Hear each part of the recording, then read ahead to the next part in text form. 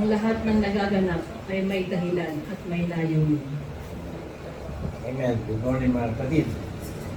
Ang Diyos ay may panukala sa bawat panahon, sa bawat araw. At ang panukala niya yun, walang makakapigil.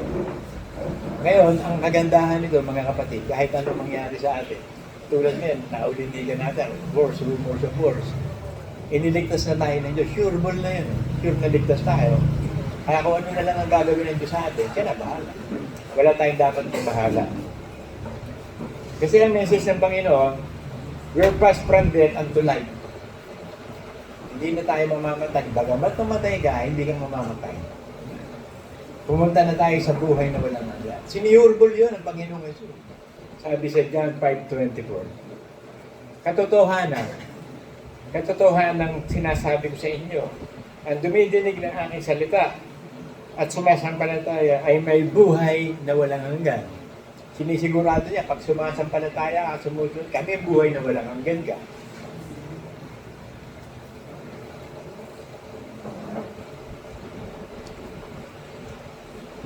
At hindi na siya papasok sa paghatol, kundi lumipat na sa kabuhayan mula sa kamatayan. Kasi natapos na ng Panginoon ang tunghuli ng pagliligtas sa kamatayan. Nung mamatay siya sa krus, nahati yung veil sa Holy of the Holy saka sa Holy Place. Ibig sabihin, kasi ang kapal-kapal nun, hindi kaya sirain ng tao yun. Ang Diyos ang sumira. Sinasabi niya, pwede na tayong pumasok sa Holy of the Holies. Noong araw, hindi. High priest lang ang pumapasok doon. Tsaka sa lineage pa ni Aaron. Wala nang lineage kayo ng Panginoon kasi ayaw na kay Melchizedek Walang magulang, walang pinagmulan, hari ng kapayapaan. Binilang siyang high priest, ayon kay Melchizedek. Kaya siya ang high priest natin, high priest of our faith. Pwede na tayong pumasok doon sa Holy of the Holies. Kasi binigyan na tayo ng buhay na wala. Tinapos ng Panginoong Jesus ang tunghuli ng pagliligtas ng kaluluwa. Kung sumatomes, tapos na yun Hinihintay na lang natin yung dakilang araw ng katunayan ng pagbaba ni Kristo na kukunin niya tayo. At kukunin niya tayo pag malapit na mag-Third World War. Kasi hindi tayo makakasama dyan sa mga kadalamhatian ng mundo, sa Great Tribulation, hindi tayo makakasama. Para lang kay Lot yan Sodom at Gomorrah, inalis muna si Lot bago sinira ang Sodom at Gomorrah. So ganun din sa atin Bago durugin ng Diyos itong mundong ito, aalisin muna tayo, ililigtas niya muna tayo. Katulad nung kay Noah, bago bumaha at hindi na makapasok sa pintuan ng mga tao, pinagawa ng Diyos si Noah ng barko, ayon sa sukat na ibinigay sa kanya. Kompletong-kompleto. At ang nagsara ng pinto pagkatapos ng Great Flood, hindi yung tao, hindi si Noah. Ang Diyos ang nagsara ng pinto. Kaya sabi ng Diyos, ang saraduhan ko, wala makapagbubukas. Ang buksan ko, wala makapagsasarado. So, ang Diyos ay nagsarado ng pinto dahil sa tigas ng ulo. Binigyan ng Diyos ng pagkakataon yung mga tao ng panahon na magsisi. Pumasok sa barko. Pero hindi Hindi nila gusto yun Ngayon, nung nagkakatubig na, tsaka lang sila pantakbo, emergency. Kasi tapos may grace period May grace period ang lahat ng bagay. Kahit siya nakasanla, may grace period yan. Pag hindi mo natapos yan, isusubasta yan. Ganon din sa buhay natin, mayroong grace period na tinatawag. Pag tapos na yung grace period, finish or not finish, pass your paper. Kasi ang ginawa ng Panginoong Jesus, nung mamatay siya sa cross, bumaba siya sa kalaliman. Nag-preach siya doon sa mga masasamang taong nandun, ng mga suwail. Pag sinabi nag-preach, hindi nag-preach para iligtas sila. Pinatunayan ni Kristo na hawak na yung susi ng Hades at ng kamatayan. Kasi ang kamatayan, yung place of the dead, yung Sheol. Sa Hebrew word, Sheol. Lahat ng mamamatay, anak ng Diyos at hindi anak na Diyos, nagpupunta doon sa Sheol. Ngayon yung Sheol, nahahati yun sa dalawa. Hades, tsaka yung Abraham's, nakita natin doon yung sa Abraham, di ba?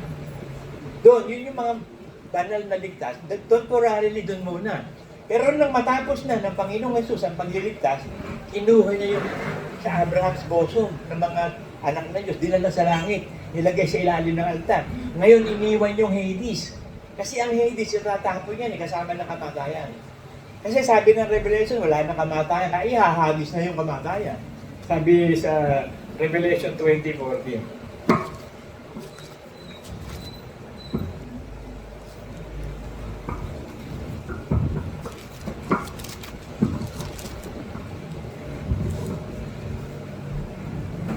At ang kamatayan at ang Hades ay ibubulit sa dagat-dagatang apoy. So wala pang dagat-dagatang apoy, gagawa pa lang sa Last Judgment. Ngayon, pag meron ng dagat-dagatang apoy, para yun na yung huling hantungan, kasi temporary lang yung pagkakalagay sa Abraham's bosom. Kaya lahat ng namatay matuwid, nandun sa Abraham's bosom. Naghihintay yun. Resting place yun. Pero ang mga anak ng demonyo, walang resting place yun. Nasa torment nga eh. Di ba sabi nung mayaman? Di ba amang Abraham, idaw-daw mo na yung daliri mo sa tubig, ilagay sa bibig ko? Ang hirap ng buhay dito. So may torment. Lahat ng masama na napunta sa Hades, torment na antimano yun. Bago sila talagang forever and ever condemnation. Ihahagi sa dagat-dagatang apoy. Pero yung nasa Abraham's bosom, comfort lang nandun eh. Dinala na sa langit yun nung matapos na ni Kristo. Tapos ibilandera na ni Kristo. Sabi sa Ephesians 4:9.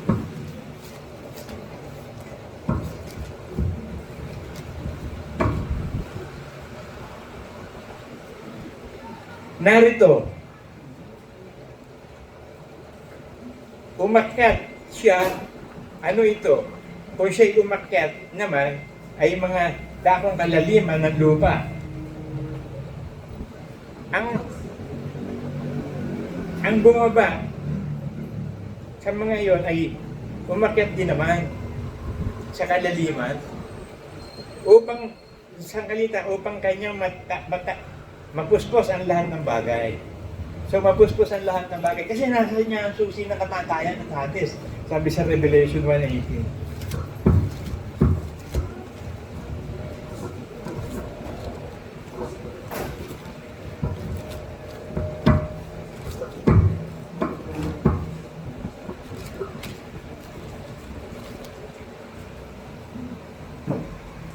Ako'y nabubuhay. Kasi hindi na siya mamamatay. Binuhay siya maguli ng At ako'y namatay.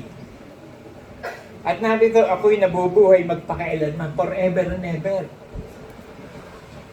Nasa akin ang mga susi ng kamatayan at ng Hades. Kasi pagdating ng Last Judgment, ihahagis yung Hades at saka kamatayan doon sa dagat-dagatang apoy eh. Kaya ngayon, pinaka-importante, sa ngayon, diretso na tayo sa langit. Anong araw yun? Nung hindi pa namamatay si Kristo, hindi pa nag-glorify, hindi pa naisusubo yung Espiritu Santo, doon muna temporary sa Abraham's bosom ang mga namamatay. Tapos tsaka dadalhin nyo. Pagtapos na ni Kristo, tapos na. So dinala na doon. Kaya bababamos mo sa Revelation 6:9, nakita ko ang mga banal sa ilalim ng altar ng Diyos. Doon ang nilagay. Wala na doon sa Abraham's bosom. Pero yung nasa Hades, torment yun. Tapos lalong torment forever and ever. Second death. Yun yung first death nila, namatay yung katawan. Pero yung kaluluwa nila, kailangan mamatay eh. Kaya yun ang second death. Yun ang eternal fire. Itatapon na sila doon, pati Antikristo, pati ang false prophet, lahat ng masasamang tao, itatapon na doon. So ano yung forever and ever na yun, ha? Yun yung sabi nga nung si Lazarus sa Richmond eh. Hindi na ho tayo pwede. Merong malalim na nag-iiwalay eh. Hindi pwede pumunta doon yung nandito, yung nanda pumunta dito. Hindi. Kaya kung ano ginagawa mo dito sa lupa, doon ka pumunta, heaven or hell. Ikaw ang pipili yan eh. Natutunan na natin kung paano pagpunta sa langit. May daan eh. So yung daan na dadaanan mo, sigurado kang dumadaan doon. By faith yun. Siguraduhin mo na nabubuhay ka sa pananampalataya. Kasi nalulugod lang yung Diyos sa sumasampalataya. Pag hindi ka sumasampalataya, hindi malulugod ang Diyos. At ang sumasampalataya, nabubuhay ng matuwid. Ang salita ng Diyos, pinapamuhay niya. Sa lahat ng pagkakataon, sa lahat ng panahon, nabubuhay siya sa bagong pagkatao. Pag nanaramdaman niya, kikilos ang lumang pagkatao, sinusupil niya yung luma. Ngayon, nabubuhay siya sa bagong pagkatao. Meron ng kapangyarihan, sumupil tayo. Kasi namatay na nga si Kristo eh, tapos na eh, nabayaran na eh. Pusang loob niyang binigay ang buhay niya, tapos na, consummatum eh. Natapos na yung tungkulin niya. So ang muling pagbabalik niya, hindi na para ipako sa krus ulit. Kaya yung sinabing sumasadya ng kanyang kasalanan, ay wala nang hain pa para sa kanya. Hindi pwedeng ipako muli na si Kristo. Ang pagbabalik niya, para sa naghihintay na lang. Kaya tignan mo sa sarili mo, naghihintay ka ba sa kaligtasan ng kaluluwa? So kung naghihintay ka, ibig sabihin, lalakas ka, magiging parang agila ka. Lilipad ka ng matakas. Makakasunod ka sa lahat ng kalooban ng Diyos. Kasi loloobin ng Diyos yun. Yun ang sistemang naganap. Nung araw, hindi ko nga alam yan eh. Kasi parables yun eh. Hindi ko alam na kapag namatay, ang righteous, doon sa bosom ni Abraham. Eh nung binabasa ko, nare-realize ko. Yung rich man, sa torment eh. Nagre-request pa nga, di ba? Pwede ba ilagay yung daliri ni Lazarus, ilagay sa bibig ko? Kasi torment dito eh. Eh kung hindi rin susunod sa kautusan ng Diyos yan, hindi maliligtas. So ano yung kinakailangan ganapin natin? Sumunod tayo sa kalooban ng Diyos, sa utos ni Kristo. Lahat ng utos ni Kristo susundin natin. Para meron tayong buhay na walang hanggan. Sabi sa 1 John 3:14.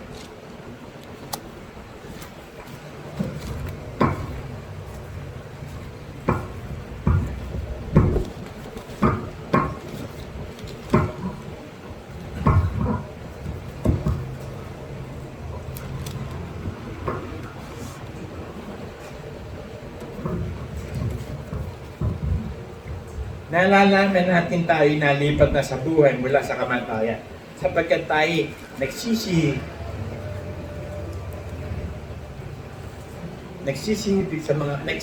sa kapatid.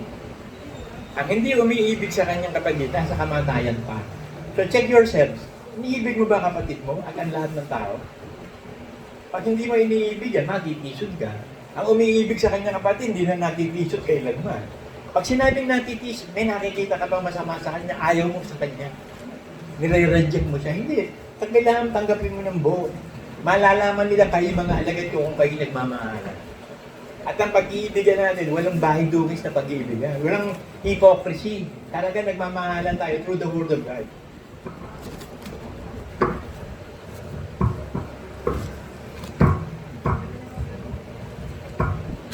First John 2:10. Ang umiibig sa kanyang kapatid ay nananahan sa liwanag. At sa kanya ay walang anumang kadahilan ng ikatitisod. So you don't see evil, you don't hear evil sa kapatid mo. Sa malinis, ang lahat ng bagay malinis. Pero sa marumi at hindi sumasampalataya, marumi ang bagay. Pati kung siya ay sa nahawa. Titus 1:15.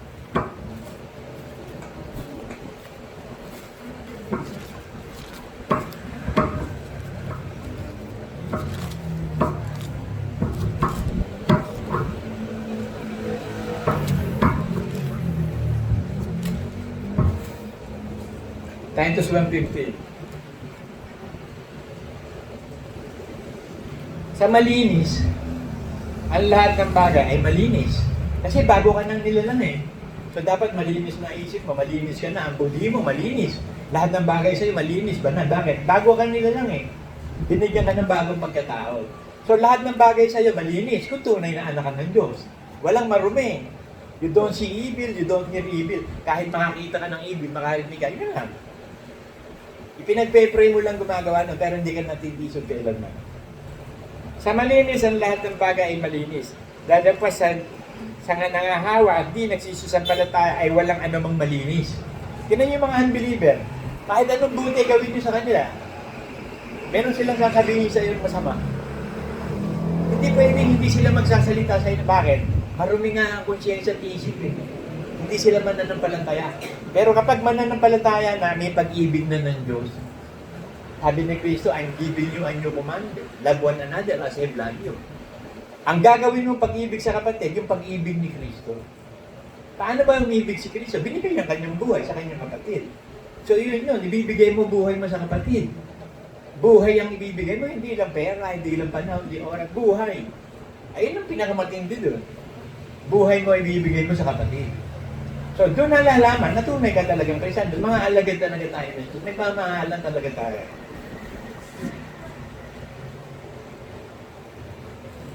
John 13:34.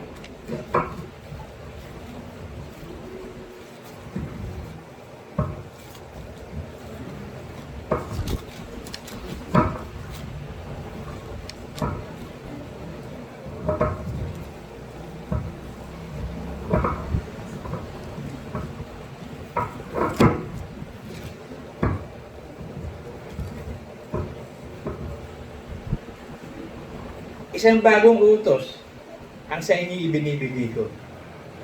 Kayo mag-ibigan sa isa't isa na kung paano umibig kayo ay mag-ibigan naman kayo sa isa't isa. Kung paano kayong inibig, mag-ibigan kayo sa isa't isa. Yun ang pag-ibig na hinahanap ng Diyos sa atin. Ha? Matinding pag-ibig yun. Kasi hindi ka na natitiso dun. Kahit ano makita mo, ano marinig mo, mahal mo pa rin kapatid mo. Mabuti pa rin ang kalooban mo. Ang bunga ng Espiritu Santo, nag-aari siya. Tinitiis mo, nagtitiisan kayo. Colossians 3:13.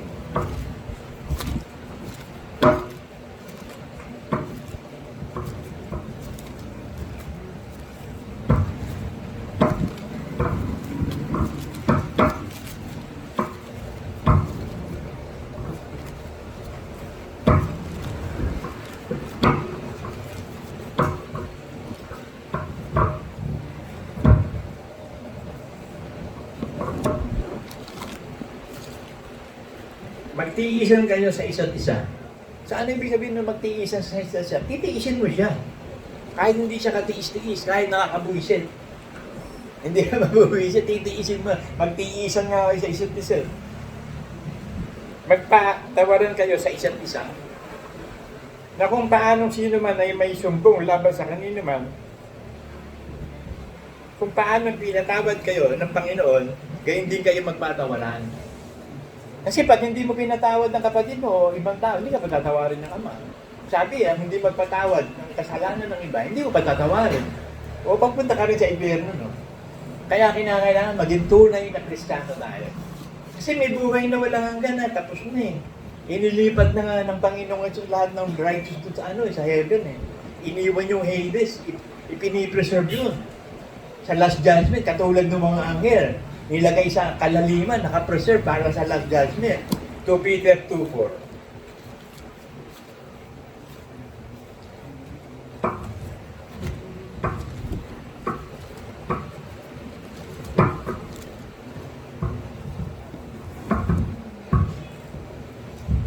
Sapagkat kung ang Diyos ay hindi nagpatawad sa mga anghel, nung nagkasala ang mga yaon, kundi sila ibinulit sa impyerno at ikinulong sa mga hukay ng impyerno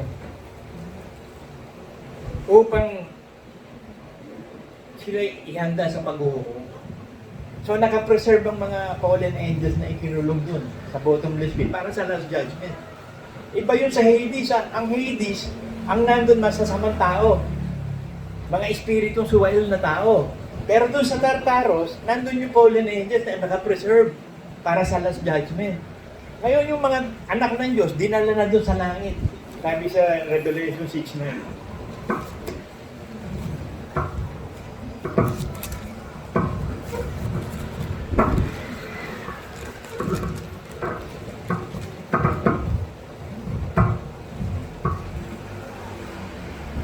At nang buksan ang ikalawang tatak, nakita ko sa ilalim ng dambana ang mga kaluluwa ng pinatay dahil sa salita ng Diyos at dahil sa patutuong sumasa kanila. So nagpatotoo ang mga Kristiyano noong araw eh. Si Kristo ang Diyos nila, kahit patayin sila sa sa Coliseum, sunugin sila, ipako sila, okay lang. Nagpatotoo sila. Kaya yun yung mga patay na righteous na nandun sa Abraham's bosom. Kinuha ng Panginoong Jesus, pinakita ang bihag sa pagkabiyak, ipinarada sa langit. Na si Satanas talo na. There is no more condemnation to those who are in Jesus, who walk not after the flesh, but the Holy Spirit. So wala na daw condemnation. Ang lahat na kay Kristo, ligtas na sa pag-asa. Wala nang condemnation, tapos na eh. Ihintayin na lang natin ang takdang araw sa pananampalataya. Mananatili tayo sa pananampalataya. Ito lang ang gagawin natin. I-maintain mo to, sigurado. Kung hindi mo i-maintain to, hindi ka makakasigurado. Kasi ito lang ang parangan, kasi ligtas ka na eh. Nasa yun na yung kaligtasan, ano gagawin mo dyan? Itatapon mo ba yan? Babaliwalain mo? O pag-iingatan mo, aalagaan mo yung kaligtasan binigay sa'yo. Pag hindi mo inalagaan niya, mawawala yan. Maagaw yan. Kasi may mga agaw, Satan come here to steal, to kill and to destroy. I-destroy ang kapayapaan mo, i-destroy ang faith mo, i-steal na yung buhay na walang hanggan sa'yo. So kailangan magpili tayo, sabi sa 1 Corinthians 15. Ngayon, pinatatalastas ko sa inyo mga kapatid. Ang ebanghelyo na sa inyo yung aking ipinangaral, na inyo namang tinanggap, na inyo namang pinananatilihan, So tinanggap mo ang salita ng Diyos, ang Ebanghelyo ni Cristo, pinananatilihan mo yun. Hindi ka umaalis every day of your life, nasa Word of God ka. So dumadaan ka sa daan papunta sa Ama. Hindi ka lumiligo sa kanan o sa kaliwa, i-maintain mo paglakad mo. Maingat kang lalakad dun sa makitid na pintuan, makipot na daan. Mag-iingat kang dumaan doon. Yung iba wala, bara-bara pa yun, laki ng daan nila eh. Kahit anong daan nila, malaki eh. Tayo hindi, maingat. Bakit? Ang kitid doon, daan eh. Ang pintuan, makipot eh. Paano gagawin mo doon? Kailangan mag-balance ka ng todo doon. Ibig sabihin, disiplinahin mo sarili mo. Mag-balancing ka. Eh pag nahulog ka pa doon, fall from faith ka. Ay siyang kapupulutin, sayang, di ba? Dire-diretso ka na sa Ama eh. Dadaan ka kay Kristo eh. Kaya lang makitid. At konti lang nakakasumbong nun. Hindi marami ha, konti lang. Sa pamamagitan naman ito, iligtas kayo. So sure ang salvation. Kasi sinigurado nga ng Panginoon ng Diyos yan sa krus eh. It is finished, tapos na eh. Tapos yung temporary abode nga ng mga patay, inalis na rin yung temporary dwelling doon. Dinala niya sa langit. Parang sa sa Garden of Eden. Inalis doon yung puno ng buhay, dinala sa langit. Bakit? Kakainin ni Eva ni Adan eh. Dinala doon sa langit. O ganun din yung dinala sa langit. Yung mga anak ng Diyos. Para naramdaman nila ang buhay sa ilalim ng altar. Kasi nasa ilalim ng altar eh. Sa pamamagitan naman ito, iligtas kayo, kung matiyagay ng iingatan na salitang ipinangaral ko sa inyo, maliban na kung kayo sumampalataya na walang kabuluhan. Katulad ni Lucifer, walang tiyaga, walang pagsisikap, walang pagtitiis. Nasa langit na, nawala pa. Walang pagsisikap, walang pagtitiis eh. Tapos gusto pa niya maging Diyos. Hindi siya nakontento sa kalooban ng Diyos sa kanya. Gusto niya maging kapantay siya ng Diyos. Eh di siya impyerno baksak no. Walang impyerno dapat eh. Kaya nagkaroon ng impyerno dahil kay Satanas at yung mga mga anghel niya. Sabi sa Matthew 25:41.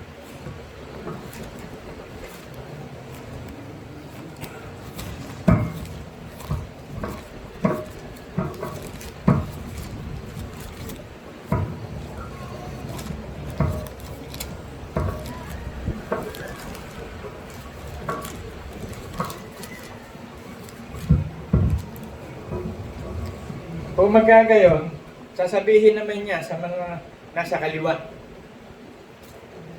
magsilayo kayo sa akin. Kayo mga sinungaling. Kayo mga sinumpa.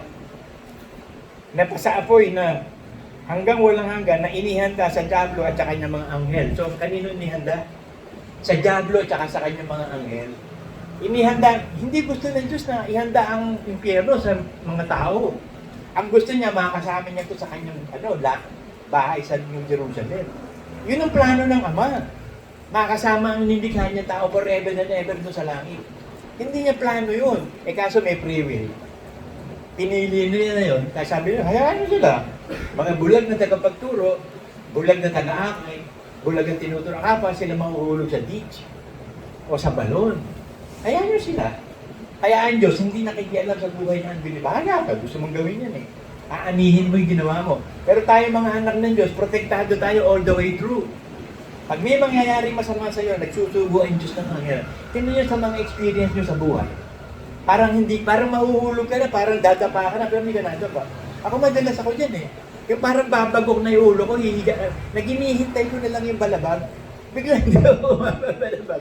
Tinanggap ko na nga balabag ako eh. Pero talagang nandun ang ministering angel. Nag-iingat siya sa atin. Kaya pag-ingatan mo lang ang sarili mo. Pag-iingatan tayo ng Diyos. 1 John 5.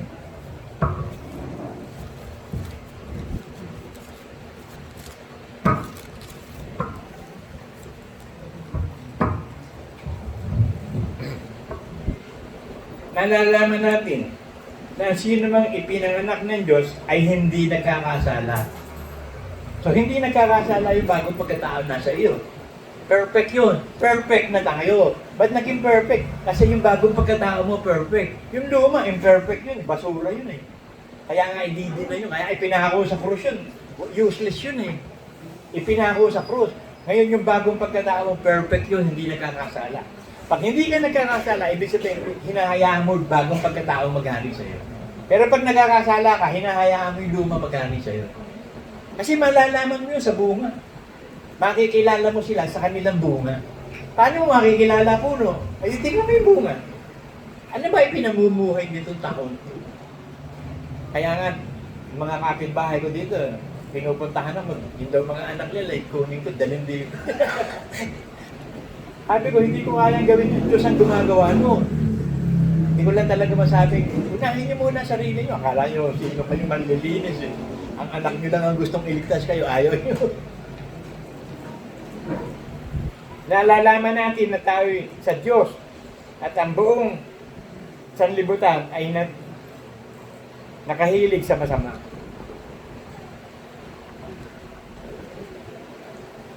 Nalalaman natin na tayo sa Diyos. At nalalaman na tayo maparito ang anak ng Diyos at tayo binigyan ng pagkaunawa upang ating makilala siya na totoo at tayo nasa Kanya na totoo sa makatuwid ay sa Kanyang anak na si Jesucristo. Ito ang tunay na Diyos. Kita mo, hindi ba nababasa ng Iglesia ni Cristo ito? Ito ang tunay na Diyos. Si Cristo, tapos sabihin, tao pa. Ayun na nga, nakasulat ito tunay na Diyos eh. Ano pa, hahanapin mo, ay nakasulat na. Pinipilit nila isip nila.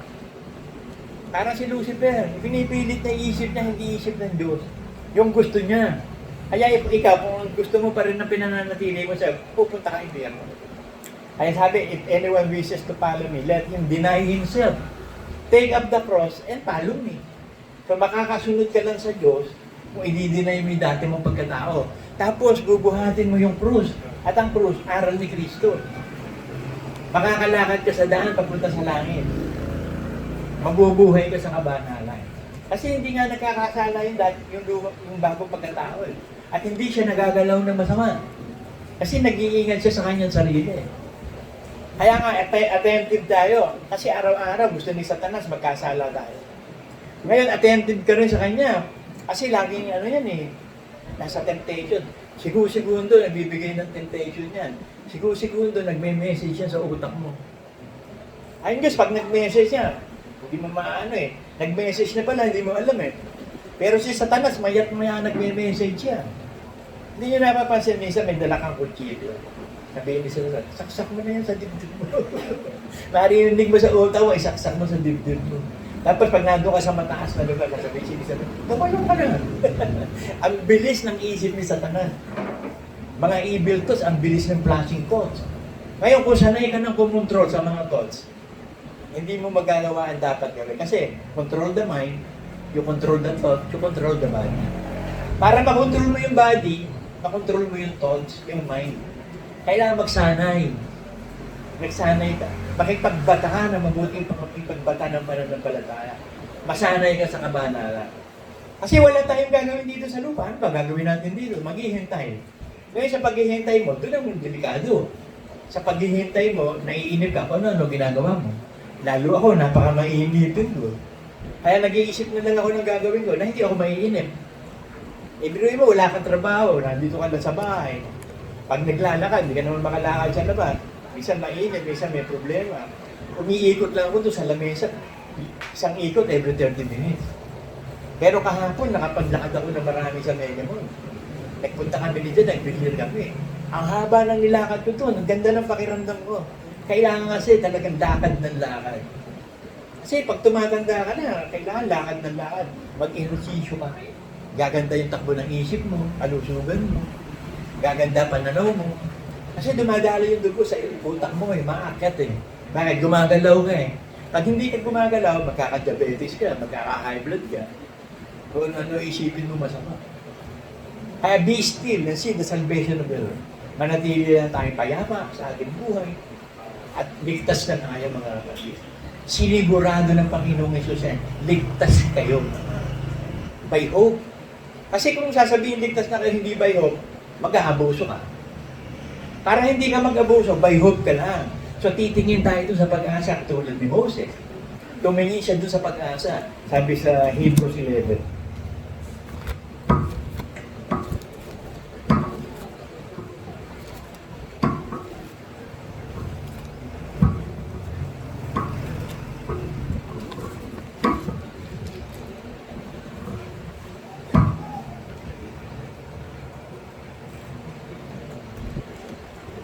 Umpisahan natin sa 1. Ngayon, ang pananampalataya ay siyang kapanatagan ng mga bagay na hinihintay.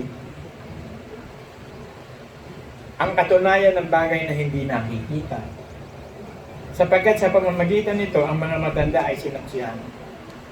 Sa pamamagitan ay natatalastas natin na ang sanlibutan ay natatag sa pamamagitan ng salita ng Diyos. Ano pat ang nakikita ay hindi ginawa ng mga bagay na nakikita. Sa pananampalataya si Abel, naghantol sa Diyos ng lalo mabuting hain kaysa kay Cain. Sa pananampalataya nito'y sinaksihan sa kanyang siya'y matuwid na nagpatotoo ng Diyos tungkol sa kanyang mga kaloob. Sa pamamagitan ng patay na siya ay nagsasalita pa. Sa pamamagitan ng pananampalataya si Enoch, inilipat upang huwag na makita ang kamatayan. Kapagkat siya'y inilipat ng Diyos, kapagkat bago siya inilipat ay naging kalugod-lugod siya sa Diyos. Pero huwag niyo babasahin ang Book of Enoch. Si Enoch lang ang hindi natin, hanggang natin. Pero yung Book of Enoch, delikado yun. Apocryphal books yun eh, hindi yun inspired by God. Apocryphal books yun. Huwag kayong magbabasa ng mga apocryphal books, delikado yan. Sana kung sanay na kayo sa Word of God, sanay kayo sa mga evil thoughts, sanay kayo sa discernment of the Spirit, kung hindi, madadali ka. Sa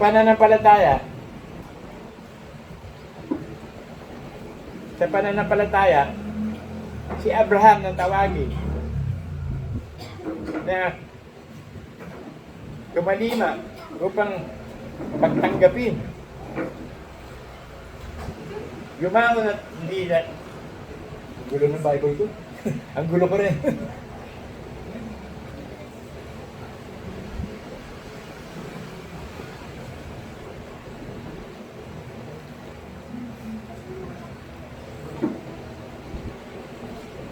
Sa pananampalataya, siya'y naging maglalakbay sa lupang pangaro na kaya sa hindi na sa sariling lupa tumaan sa mga tolda ng kasama ni Isaac at ni Jacob na ang pamamagitan ng isang pangako na ito. Sapagkat inaasahan nila ang bayang may nasaligan na nagtayo ay gumawa ay ang Diyos. Ang bayan ng pupuntahan natin na ang gumawa ay Diyos, hindi tao. Sa pananampalataya, si Sarah ay tumanggap ng lakas upang ipaglihi ang binhi nanlipas na ang kanyang gulang. Palibhasa inaril niyang tapat ang nangako. So ibig sabihin, napakarami din ito tungkol sa pananampalataya. Puro mga manog ganito. Sa pamamagitan ng pananampalataya, lumupig sila. Nagtagumpay sila. Ganun din tayo. Basta magtiwala ka lang sa Diyos, sumampalataya ka lang, magtatagumpay ka. Huwag kang hindi papayag na magtagumpay. Katulad ni Jacob, hindi siya pumayag na hindi magtagumpay. Nakipagbulo siya sa anghel. Hindi, pagpalain mo ko. Huwag kang papayag. Kailangan makipagbulo ka ng pananampalataya. Fighting a good fight of faith. Si Satanas, talo na naman yan eh. Kaya lang, trying hard yan eh. Baka sakali makadali siya. May nadadali kasi siya eh. Kaya trying hard. Pero kung alam mo na talaga ang sistema, naligtas ka na, wala na kapangyarihan si Satanas sa'yo, may parang umaatungan na yun na walang ngipin. Wala nang pangil. Hindi ka na makakagat niyan. Mananakot lang yan. Ba't ka patatakot? Wala nang ngipin. Pag kumagat yan, bagang na, walang ngipin. Paano makakabaon yun? Parang bubble gum lang yung bibig niya. So mga kapatid, ang buhay natin sa lupa, buhay ng pananampalataya. Sa bawat sandali ng buhay natin, sumampalataya tayo sa salita ng Diyos. Amen.